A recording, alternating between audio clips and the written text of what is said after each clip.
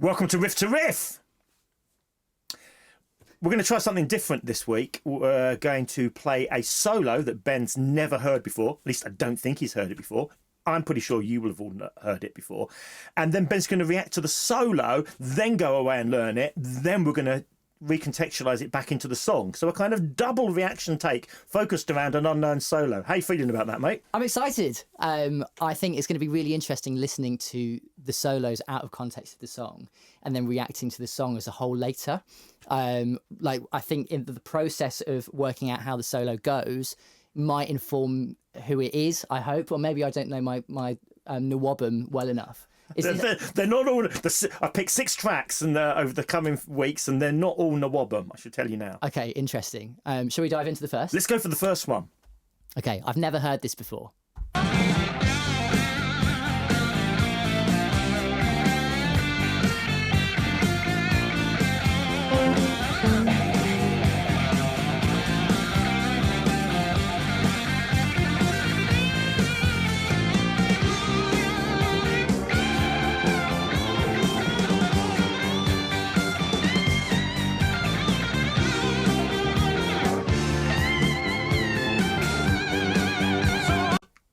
So a bit of vocal bleed at the end. What did you think of that, mate? I mean, only a tiny bit. I'm not sure I'd be able to guess it even if I played that over and over again, who that vocalist was. Also, I don't think my way into this is vocals. So I was really distracted by the harmony there. I was listening to the guitar less. There's a little bit there halfway through it when they're really, really screaming and the harmony changes underneath it. It really felt like Hold the Line by Toto. Just obviously not in vibes or in arrangement, but just in terms of where the harmony goes, where it hits back there. It was quite kind of Lukather-y playing. Want to guess the band or the guitarist? I'd like to wait until I've done a bit more guitar first. Let's work out how to play it. Okay. And then hopefully through that process, I might have an idea of who it is. I don't think I know at the moment. I mean, it could be... I thought that you'd be struck by the bass, which is really quite funky, I'd say. The whole thing's funky. I think that's why I was like inspired by the Toto kind of thing. It's definitely not Toto. Okay, can I make a guess, but you don't tell me whether I'm right? Okay. We find that out at the end. Yeah, that's good. Once we've gone through the process. I think it could be Thin Lizzy. But I think I've done that on this podcast before. I've already guessed something was Thin Lizzy and it probably wasn't. Let's get that first bit. Okay, so that first... Closer with the tone, right? Yeah. Classic blues lick? Yeah. And that really, really interesting bending there, like...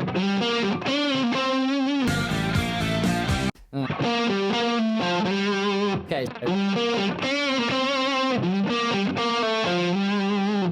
Nice. Okay. Good work.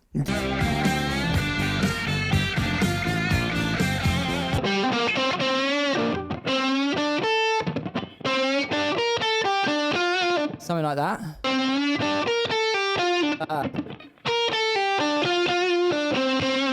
Yeah. I think it's a little staccato.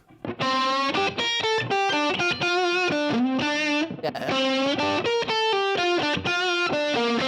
Excellent. And I think one of the reasons that bit works, that kind of deliberateness, that very crispness of it works in conjunction with this really funky bass rhythm.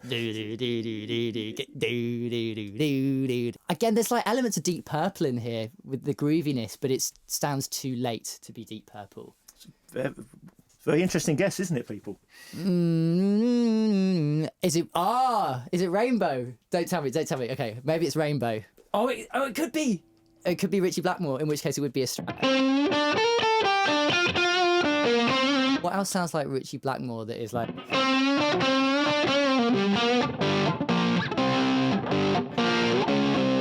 Go back to, I think, I would personally say too bluesy and felt to be Blackmore. Middle pickup. Okay, let's hear from him.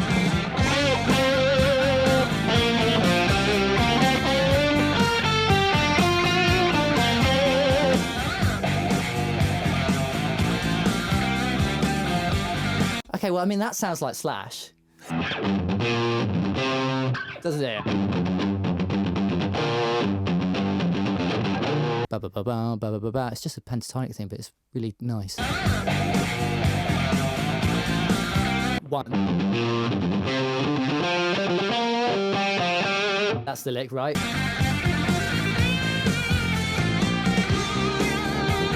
That's the bit where because it goes to like C minor, it's going to the 4 chord. Okay, I'm not going to try and do that for the sake of speed in this podcast, but something going up there that's cool, right? Oh, something like that, right? Okay, I am just doing it on.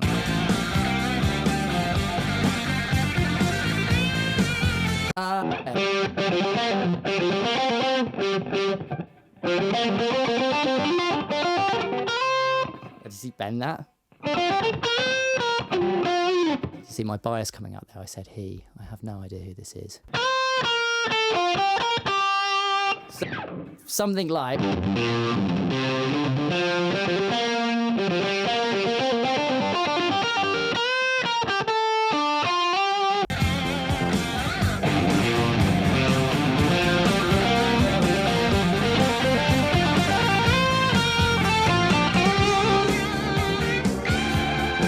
Super bluesy there.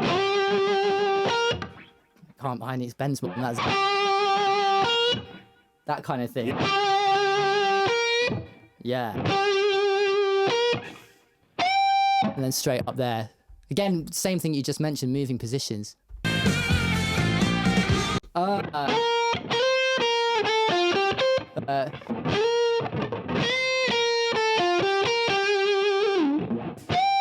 Like that, right? But I mean, still super bluesy. Super, super bluesy. But that is the foundation. So this isn't the Wobbum. No. This is. But it is 1980. It is 1980. So I'll give you that. I'll give you that moment. It is 1980. And it is rock. Would you call this rock? Oh God, yeah. This is classic hard rock. This is classic hard rock. Okay, it sounds quite soft to me. Well, I think that there's something about this particular song from this particular band, but typical of them. You've made some very interesting guesses so far. Oh, ba ba da ba ba da ba. Ah. That's such a nice lick. I think the rhythm instruments are always really important in the context of the solo. But Yeah. There's no rhythm guitar, right? This is bass and drums. Yeah, totally. Bit of keyboard. What do you make of the bassist and the drummer here? The bass is so you can it's a funky song, right? But you can tell these are people who have feel and they have soul. But from the sound of the drums and the bass, it's clear that they're doing the rest of their repertoire is heavier, more rock influenced than soul. This could be a soul track, right? Yeah, in so many different ways. Because there's elements of like Long Train Running in here, and that kind of like thing. Also, because we're in like, I'm on the wrong sound, but I thought there's a couple of times where I think the drummer will surprise you when you know who the drummer is, because you do know the drummer. Okay. And from a different band. Yeah.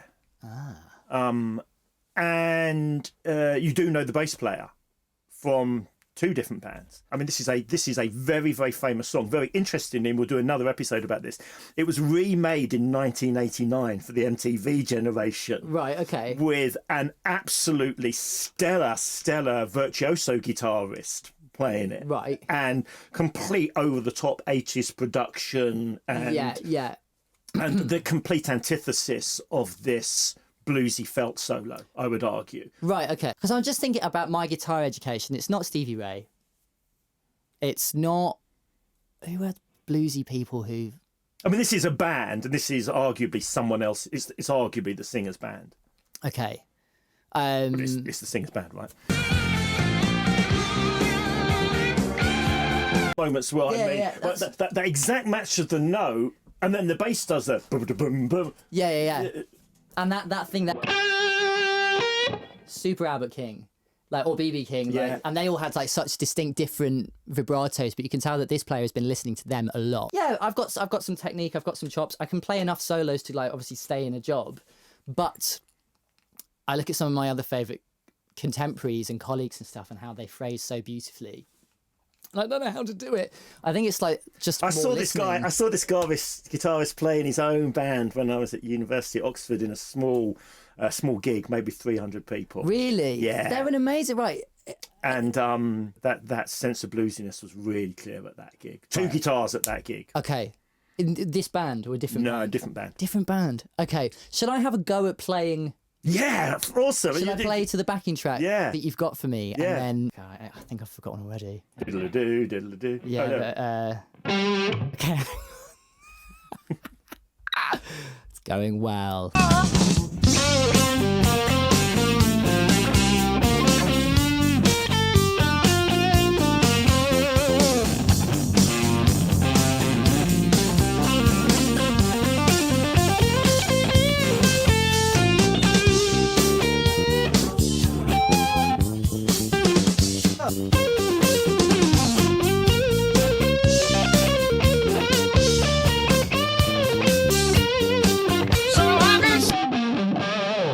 Something like that without my guitar breaking.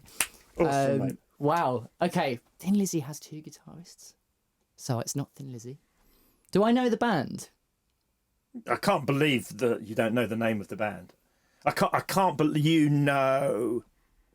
You must know some songs by this band. I can't believe I've never played this song to you before. And it's not Rainbow. Definitely not. Because and it's not. So it's not Richie Blackmore.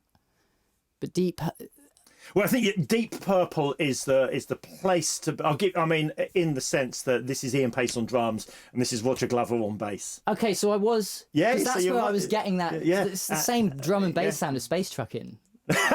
Well, there you go. So that's Ian Pace and Roger Glover. I mean, clean, but a great feel from you, because I'd argue this is not a Deep Purple song. No, but I could hear that for sure. Okay, so that's interesting that I identified that. I couldn't tell you who the guitarist is then, but that's where I was getting the Richie Blackmore thing actually because I was just listening to the bass. And I'm only not going further with that because that would start to reveal too much. What I think we should do now is listen to the song and put it back into context. Yeah. Yeah. Okay. Cool. Welcome to Riff. How are you, mate? I'm in your shot. Yeah. Fall for Your Lovin' by Whitesnake, 1980 version. If you're very precise about this. Wait, hang on. How many versions are there? There are innumerable versions of this song performed with ever more elaborate production and flash guitar solos, and we will do a compare and contrast at some point, just for the sheer delight of you watching how this song is so popular that it goes through every iteration of hard rock. So Whitesnake. I'm David Coverdale of the band Whitesnake. That's that guy, right? Right, from Deep Purple. Deep Purple's... David Coverdale did what in Deep Purple? Burn. The album Burn. With Richie Blackmore? Yes, with Richie Blackmore. And Ian Paisley? Ian Pace. Pace. Never mind. Whitesnake, I will also know for Here I Go Again on My Own. Anything else? Still of the Night, you might know. It's a great song. We will do that at some point. Okay. And Ain't No Love in the Heart of the City, which is a Motown cover. No way. Yeah, it's a phenomenally good song. And was, importantly for me, on Axe Attack 2, the second compilation album. That featured Iron Maiden and a Motown cover. Yeah. Wow, the plot thickens with this record, man. That's crazy. What else would I know from Whitesnake? Is that what their biggest one is? Here I Go, but surely there's some other chart Here I Go toppers. Again. Yeah, Fall for Your Lovin'. These are the two biggies. Okay, right. So, i.e., I don't know much Whitesnake. No, and clearly Coverdale is a phenomenal vocalist, which is one of the things we'll focus on in this video, I think. Uh-huh. But what are you expecting the song to sound like? You learn the solos, clearly it's very bluesy. Right?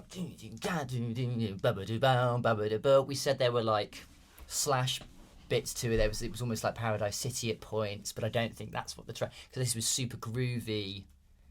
That was it, because I was really surprised to find out that this is half of Deep Purple. Yeah, right. So on this track, you've got Ian Pace on drums and you've got John Lord on keyboard. The guitarist of the solo is Bernie Marsden. The other guitarist is Mickey Moody, and bass Neil Murray. So, but this is half of Deep Purple. Related to... Not related to Dave, no. Should we dive in? Let's do it.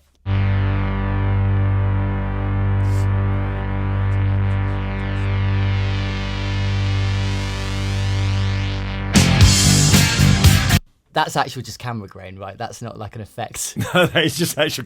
That is not an effect. That's not.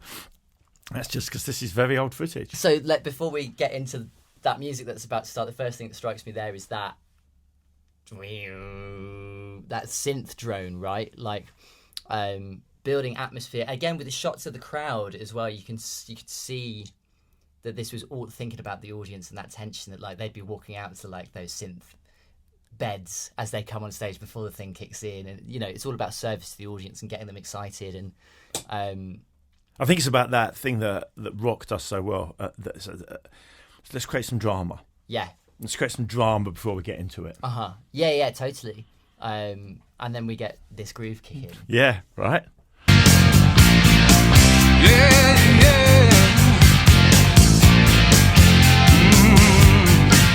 I think it's really interesting. So this is Coverdale's band, obviously. And he's just going to give you a yeah and and you already know this guy can sing. Totally, yeah. Yeah. I mean, it's just like there's such control. It kind of sounded like a bit lazy. It just doesn't sound laboured, right? That wasn't yeah. It's very relaxed. It's casual. Yeah, totally. Yeah, completely.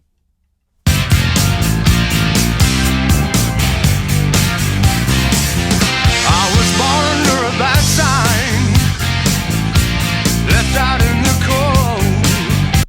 So, Born Under a Bad Sign, Albert King. That riff is quite bluesy as well, right? And you can hear in his vocal already in that there's an inflection on every note. It's not just I was born under a bad sign. It's like there's a reason I'm not singing. It's the opposite of that. It's that there was just like inflection and articulation on every note. You can hear every word as well. Yeah. So there's diction, but there's also flair. Yeah, I think Coverdale's one of those singers that if we do an episode where we invite a guest on and they think hard rock is going to be too much vocal fry, you give them Coverdale as their starting point. It's funny, isn't it? Because like you look at the aesthetics of that. So this is like clearly like a driving bass line, but not like a Steve Harris bass line. Like it's driving to hit that kick, which is forward to the floor. This is a disco tune as much as it is a rock tune. It's funny, and like he's a bluesy singer. He's referencing Albert King immediately in the first lyric.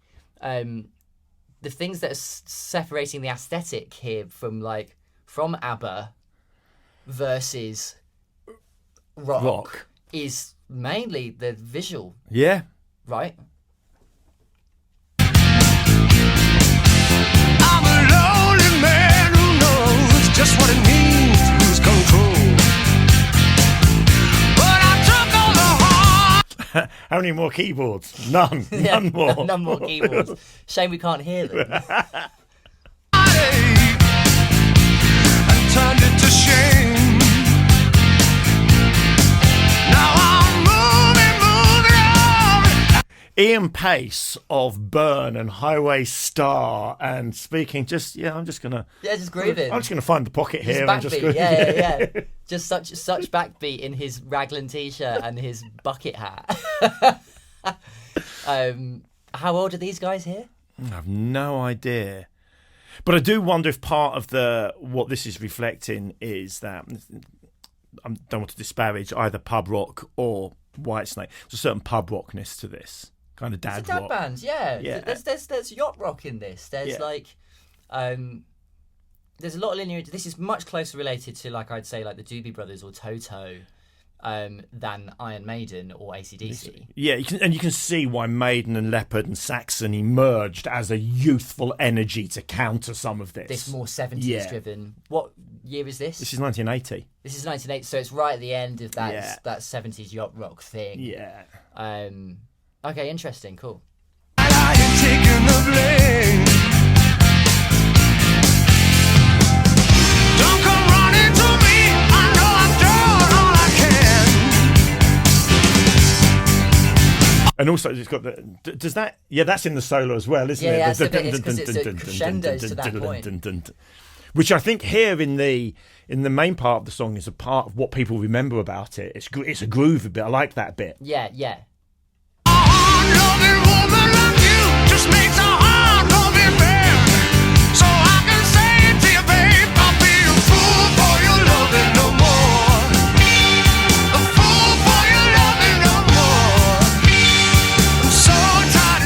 think what's really interesting about this song in the chorus is we agree this guy can sing, but he's not trying to sing something the audience can't sing along with. No, yeah. This is totally loving no more. You can see why this is the kind of song which in those power ballad events is so popular.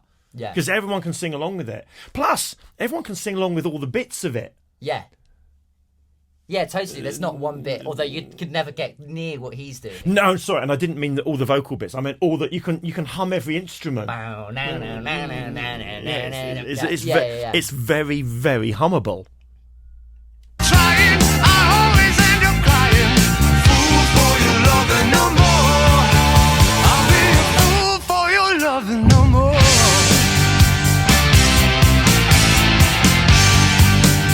I think that's really, really interesting because in the solo, that's a vital part of the solo package, isn't it? Yeah.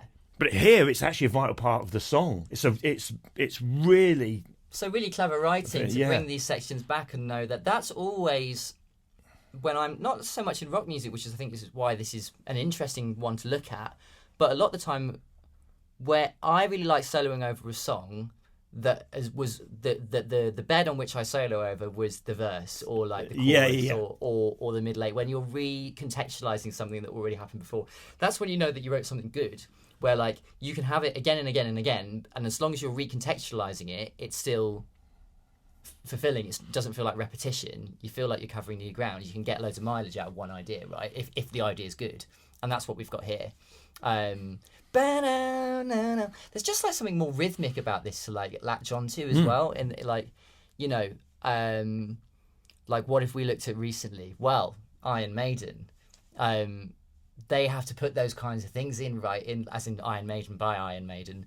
Bow now now now now. It's the same as ba-na-na. They're like these rhythmic things to hang on to that make it really. I think it's one of the things that distinguishes rock from pop, from a lot of pop music. That it's got this colour in it, which is innately part of the song. Totally, yeah, yeah.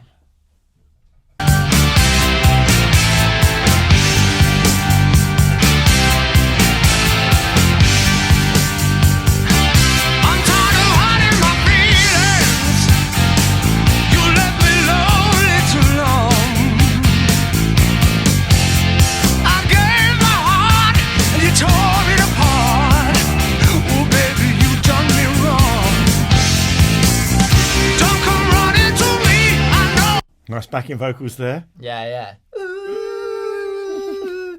But yeah, again, pop sensibilities, right? Yeah. Interesting. I can't stop watching him. He's amazing.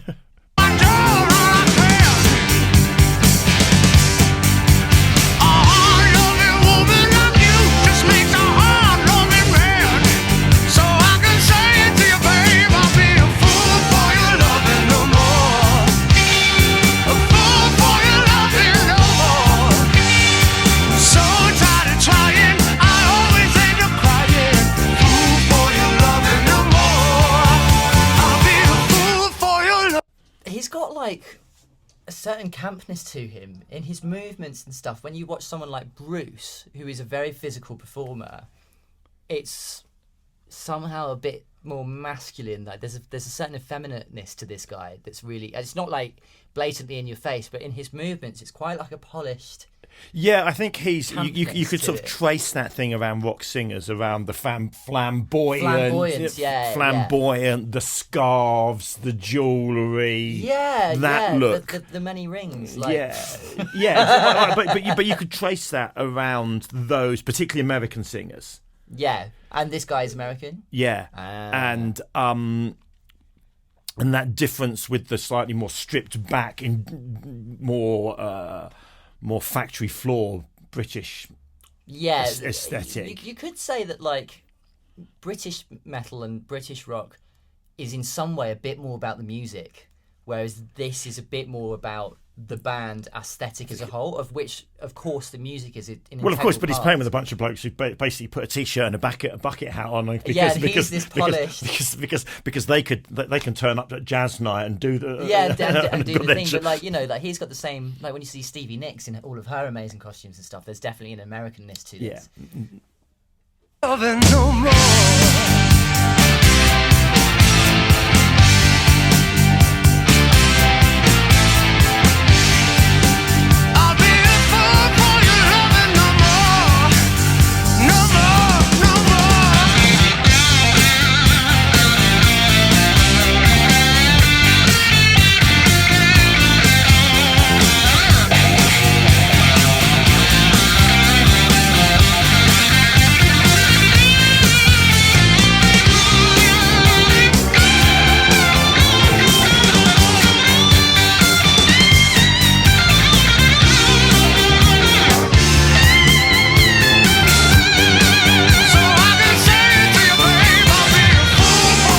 Yeah, mastery. That was amazing. It's so cool. Just like a beautifully written melodic solo. This is what we've been talking a lot about in like when I'm trying to learn these things. How easy is it? That was a melody the whole way through. That's again, like, literally as you just said, you can sing it. Yeah, and you can sing it because it goes so perfectly with the song. Yeah, again, yeah, it's mastery, and it's not flashy. It's not super technical. There's some chunky little bits, but they're not. It's not even a big, long, extended bluesy pentatonic. No, it doesn't. It was. I think you make a really profound point there, because it comes back into the "so I can tell it to you, babe." Yeah. Like, it doesn't outstay its welcome. No, yeah, it's perfect. Perfect. It's perfect. In a second, after we've done this, we are immediately going to listen to the, I would argue, significantly less perfect but technically brilliant 1989 version. Loving no more. A fool for your loving no more. I'm so tired of trying. I always end up crying. Fool for your loving no more. A fool for your loving no more. Those moments where it's just his voice, Yeah. just incredible. Like, just incredible the way he can, and it's some Martin Birch producing this. So Martin Birch of Rainbow and Deep Purple and Iron Maiden fame Yes. shows right. he can do this stuff as well. So, Right? yeah, the guy can do many different things. Yeah. I noticed about this, he's really going for it vocally here. So the other thing that we're noticing is that over the duration of this track, he has got such control about build. He didn't go in all guns blazing, but it wasn't like it was lacking something at the beginning, which I think is really, really hard to do, to give the sense of that build over a song. But I'm guessing he's a captivating performer live as well. Yeah. Like, you've got to do that over a set. But like, look how much he's going for it here. That hasn't happened yet. It's all about that crescendo. Mastery for sure.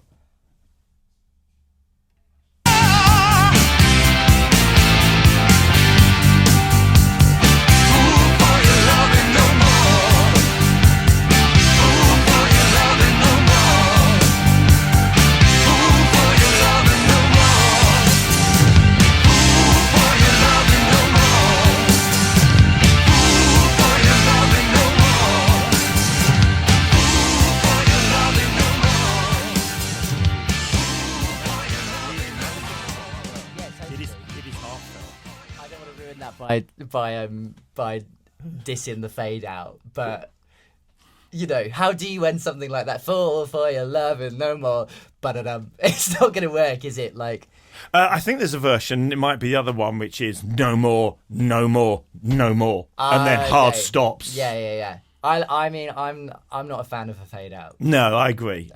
Like, if you've written such a brilliant song, finish it. Well, yeah. Well, just like to talk about Rosanna, Toto again. Rosanna, like, that is like one of the greatest guitar solos I think there ever is, and it's just Steve Lukather improvising in the studio. But there was that whole end of that section was a jam.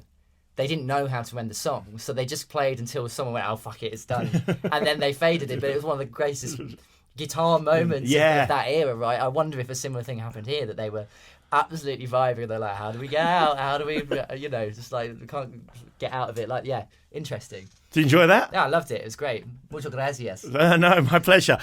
So thank you for joining us on Riff to Riff. We will be back very soon with, and for all of those of you who know it, you are going to enjoy the picture of Ben's face when he hears the 1989 version. Keep rocking.